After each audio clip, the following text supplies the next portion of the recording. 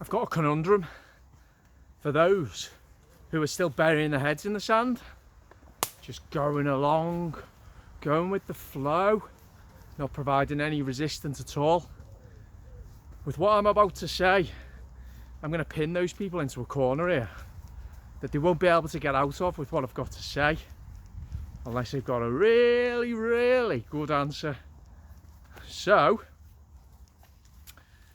first of all, I want to acknowledge just before I start talking about the ones who are continuing to blindly comply to everything, or doing precisely nothing to counter the tyranny that we face. I just want to acknowledge first of all that the resistance movement is growing, and I've done plenty on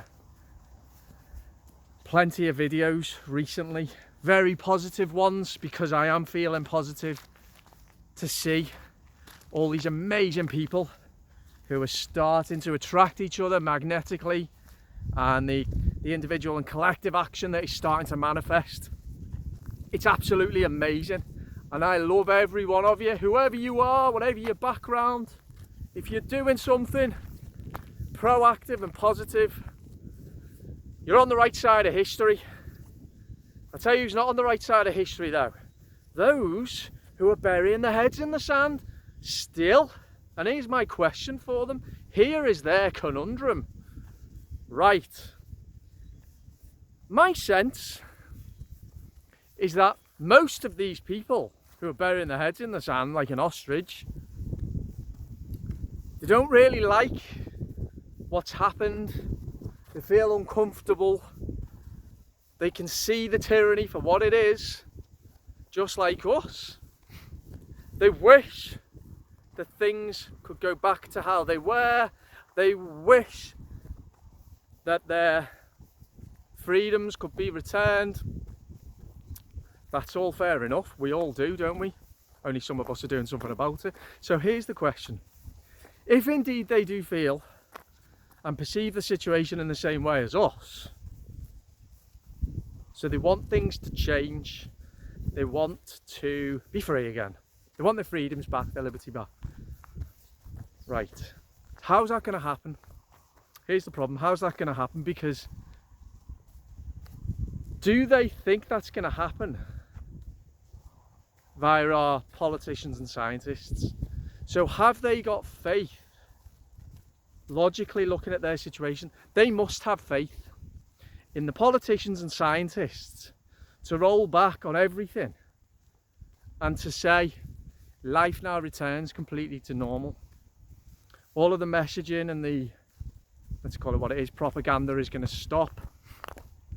The Coronavirus Act is going to be dropped. The freedoms and liberties that you had, you know, as of February 2020 will be returned in full.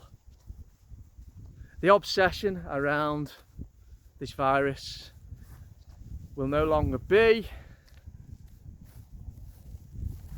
And we're going to disappear back into obscurity. I'm talking about the scientists there. We're going to disappear back into obscurity. And we're going to leave you all to live your lives how you want to live them again. So these people who are burying their heads in the sand, not doing anything but wanting the situation to change, they must have faith in the scientists disappearing back into obscurity and in the politicians returning freedoms, mustn't they? Well, they must, because what else is the explanation if they're not going to do anything about it themselves? Then quite clearly, logically, they must have that trust. Unless they've got half a brain cell and they realise that those scientists and politicians who got us into this mess, with our idiotic acquiescence, all of us, on March the 23rd, 2020, so unless they're looking at those politicians and scientists and thinking, no, they got us into this mess, of course they're not going to get us out of this mess. What government voluntarily returns freedoms. And they'd be right in thinking that, wouldn't they? They'd be right in thinking, well, of course, this group of scientists and politicians and this government that we have, this tyrannical government, well, of course, it's not going to suddenly say, do you know what? Forget everything now. Just go back to normal. It's laughable, isn't it? So if they've got half a brain cell, and, you know, let's assume that they have, then they are viewing the politicians and the scientists the same as us, i.e. they're not part of the solution. Therefore, who is it then? Who's going to get them out of this mess? Who is going to improve their lot for them and their children? Who is going to ensure that their children have the same freedoms and liberties that we enjoyed? Have the right to free speech, freedom of expression, freedom of association, have the right to bodily autonomy and the right to live in a world free from tyranny, coercion and censorship. If they're not going to do anything about it, and they quite rightly assume that the scientists and politicians aren't going to do anything about it, well, then they must be looking around them. They must be looking around themselves in their lives, saying to themselves, they're going to do something about it. Us. Their friends, family and neighbours who are doing something about it. The ostriches burying their heads in the sand are looking at us and expecting us to do all of the fucking work. And they wonder why we're fucking mad at them sometimes. I'm sorry that I'm ranting here a little bit. As I say, I feel this is a justified question. And it is delivered, I think, with logic and reason. Have I backed these people into a corner? Who are they expecting? Because I think they are looking around and going, they're doing something about it. They're doing something about it, so I don't need to. Wow. Would you agree with me on that? Isn't it interesting when you apply logic to situations?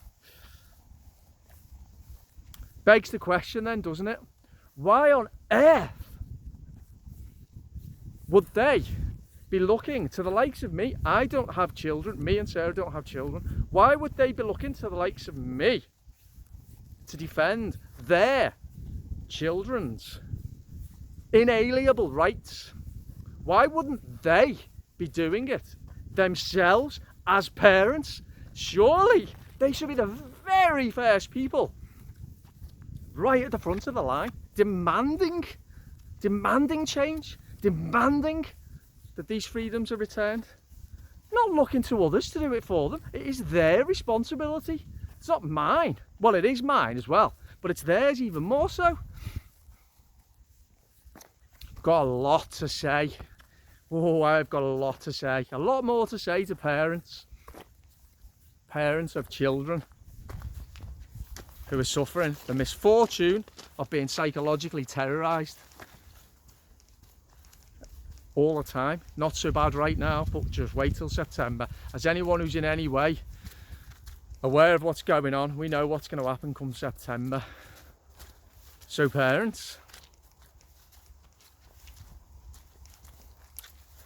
I'm going to do another video where I can demolish their excuses, because it's so easy to demolish an excuse that is simply, I've got kids, I've got a mortgage, I've got responsibilities. Hollow, meaningless, without any depth to it, as I shall demonstrate in videos to come. Because parents, you really do need to. Why are some parents are? Many parents are. Many parents have realised the gravity and seriousness of the situation, and have realised that it is their responsibility.